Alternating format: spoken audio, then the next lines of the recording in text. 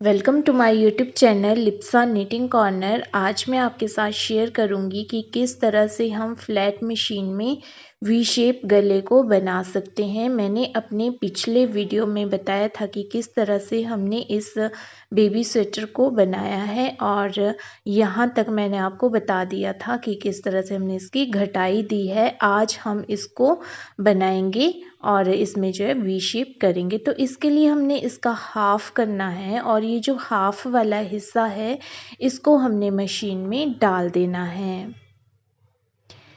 इसमें हमने बिल्कुल ध्यान रखना है कि सेंटर में ये हमारा आना चाहिए। ये गला एक साथ नहीं बनता है, इसके दो हिस्से किए जाते हैं। दो हिस्से बनाने के बाद ही ये बनकर तैयार होता है, तो दोनों हिस्से इसके अलग अलग बनते हैं। इस तरह से मैंने इसको डाल लिया है और इसको हमने बिल्कुल जहाँ से हमने वी शेप गले की घटाई दी थी वहाँ तक हमने इसको डाल देना है। और इसके बाद जितने भी फंदे हैं इनको हमने दो दो कर लेना है, जैसे कि हमने बॉर्डर में किया था।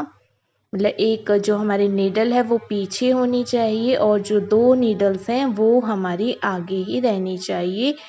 तो इस तरह से हमारा ये बॉर्डर जैसा ही बनेगा। तो इस तरह से जहाँ तक वी शेप गले की घटाई है वहाँ तक मैंने ये दो दो करके इसको डाल लिया है।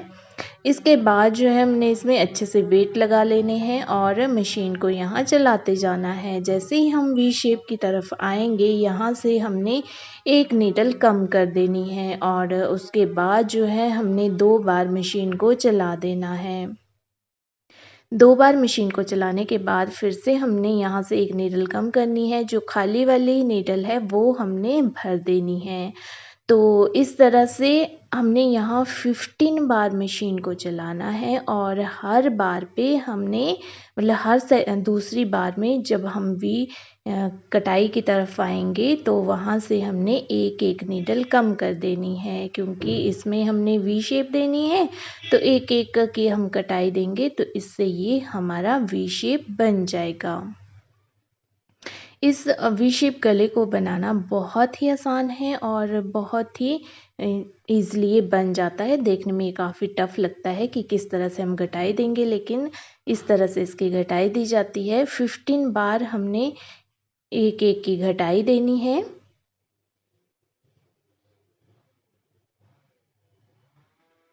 तो इस तरह से मैंने यहाँ 15 बार एक एक की घटाई दे ली है और अब हमने जो है वो एक एक फंदा बढ़ाते जाना है। 15 बार पहले एक एक फंदा घटाई देनी है, अब एक एक फंदा हमने बढ़ाई देनी है। मतलब एक एक फंदे को हमने बढ़ाते जाना है। दो बार मशीन को चलाना है और जो हमारा वी शेप कटाई वाला हिस्सा है वहाँ से हमने एक एक नीडल को बढ़ाते जाना है। तो जितने फंदे हमारे कम हुए थे घटाई में उतने ही फंदे हमारे यहाँ फिर से बढ़ जाएंगे। इसमें अगर ये थोड़ा सा ऊपर उठे तो हमने वेट को यहाँ लगाते जाना है, जिससे ये ऊपर नहीं उठेगा। और जैसे कि मैं बार बार बोलती हूँ कि मशीन में जितने अच्छी तरह से वेट लगेगा उतनी ही सफाई के साथ मशीन चलेगी।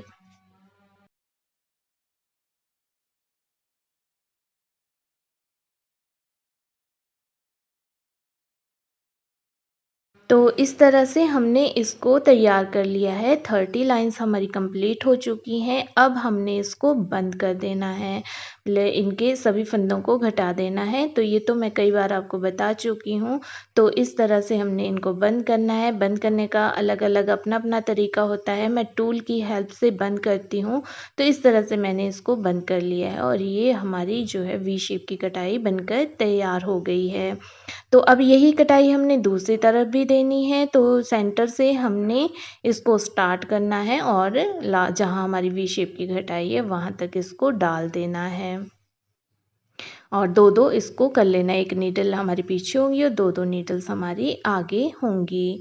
तो इसके बाद जो है हमने फिर से इसमें मशीन को चला देना है और मशीन चलाने का वही तरीका होगा कि जैसे ही हम मशीन चलाने के बाद जहाँ हमारी वी शेप की कटाई है उस तरफ आएंगे तो वहाँ से एक नीडल हम कम कर देंगे और फिर से मशीन दूसरी तरफ ले जा कर के फिर से वी शेप की तरफ आएंगे तो फिर से हम एक नीडल कम कर देंगे। तो इसी तरह से हमने इसको दोहराते जाना है। 15 लाइंस हमने लगानी है और 15 लाइंस में जैसे ही हम वी शेप की कटाई की तरफ आएंगे तो एक एक नीडल को हम कम कर देंगे। इसमें हमने सिर्फ एक ही बात का ध्यान रखना है कि कटाई हमने उसी तरफ देनी है जिस तरफ हमारी वी शेप की कटाई है। भूल के भी हमने ये कटाई सेंटर में नहीं देनी है। अगर हम इसको सेंटर में दे देंगे तो हमारा जो है वी शेप बिल्कुल भी अच्छा बन के नहीं आएगा। अच्छा क्या, ये बनेगा ही नहीं, इसमें जो है वो झोल जैसी आ जाएगी। जैसे ही हमारी 15 लाइंस कंप्लीट होंगी और हमारी घटाई जो है वो ख़त्म हो जाएगी तो वैसे ही हमने इसको बढ़ाना शुरू कर देना है अगली 15 लाइंस में। इस तरह से हमने एक नीडल को आगे कर देना है, 2 बार मशीन को चलाना है और फिर से नीडल को आगे कर देना है। तो हमने 15 लाइंस यहाँ कंप्लीट करनी है। जैसे कि हमने 15 लाइंस में घटाई दी थी वैसे ही 15 लाइंस में हम यहाँ बढ़ाई दे देंगे। अगर ये ऊपर की तरफ उठ रहा है तो यहाँ हमने इसमें वेट डाल लेना है। इस तरह कंप्लीट करने के बाद अब हमने इसको बंद कर देना है जैसे कि हम टूल की हेल्प से करते हैं।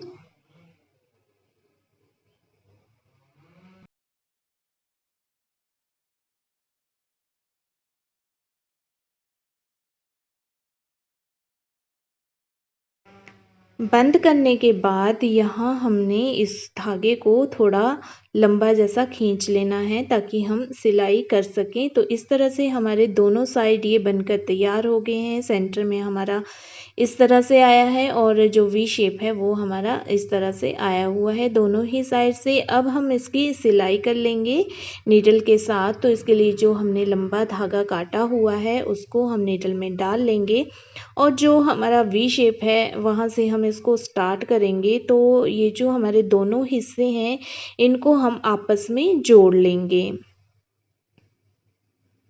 इस तरह से। और जो भी हमारे एक्स्ट्रा धागे हैं इनको हम अंदर की तरफ डाल देंगे ताकि ये बाहर की तरफ ना दिखे और हमारी स्वेटर जो है बिल्कुल साफ साफ दिखे। क्योंकि इसमें मैंने मल्टी कलर यूज़ किए हैं तो इसमें ज़्यादा धागे बाहर की तरफ निकले हुए हैं। आप इनको काट भी सकते हैं लेकिन काटने से ऐसा होता है कि कई बार ये बाहर की तरफ फंदे छूट जाते हैं। तो फंदे ना छूटें तो इससे बेटर है इनको थोड़ा लंबा काटें और इनको जब हम सिलाई करें तो अंदर की तरफ डाल दें। तो इस तरह से हम इसके सेंटर में पहुंच गए हैं और जैसे ही हम इसके सेंटर में पहुंचेंगे यहाँ से हमने दोनों ही साइड को आपस में जोड़ लेना है और जो भी एक्स्ट्रा हमारे पास यहाँ धागे बचे हुए हैं उनमें हमने गांठ भी लगा लेनी है ताकि ये छूटे ना। और साथ ही इनको अंदर की तरफ डाल देना है ताकि ये बाहर की तरफ ना दिखें। और दोनों ही हिस्सों को हमने अंदर की तरफ से सिलाई करते हुए आपस में जोड़ लेना है। इन दोनों हिस्सों को हमने इतनी सफाई के साथ जोड़ना है कि ये ऐसे ना लगे कि जुड़े हुए हैं और बिल्कुल ये जो है आपस में मिले हुए आने चाहिए।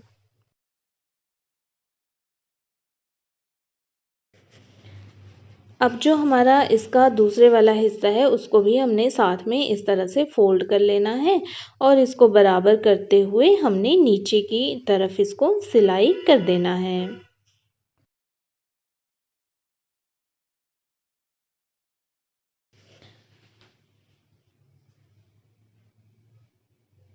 इसको नीचे तक बराबर सिलाई करने के बाद हमने आगे भी जैसे हमने पिछले वाले हिस्से को सिलाई किया वैसे ही कर लेना है और इसको हमने वहाँ तक सिलाई करना है जहाँ तक हमारा ये वी शेप आ रहा है।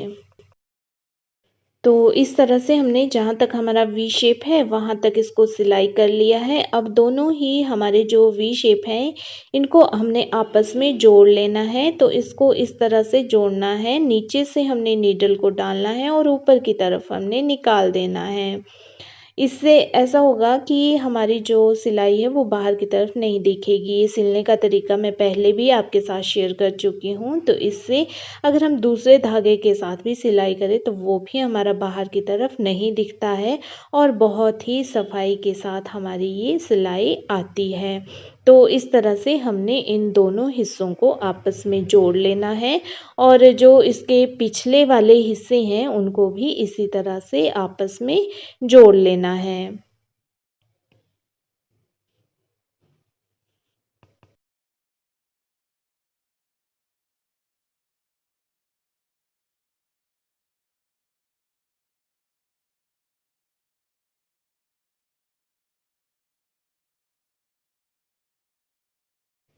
पिछले हिस्सों को जोड़ने के बाद हमने इसको यहाँ अच्छी तरह से स्टिच कर लेना है।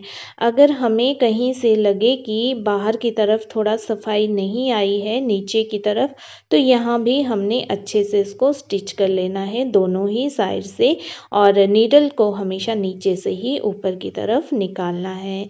और इस तरह से हमने इसको कर लिया है। अब फिर से हमने पीछे की तरफ चले जाना है और यहाँ इसको अच्छे से स्टिच करके गांठ लगा देनी है। तो इस तरह से हमारा ये वी शेप गला बनकर तैयार हो जाता है और इसकी शेप बहुत ही अच्छी आती है।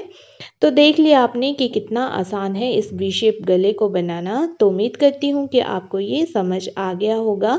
लेकिन फिर भी अगर आपका कोई क्वेश्चन है तो कमेंट बॉक्स में आप पूछ सकते हैं या इंस्टा पे भी मुझे फॉलो कर सकते हैं।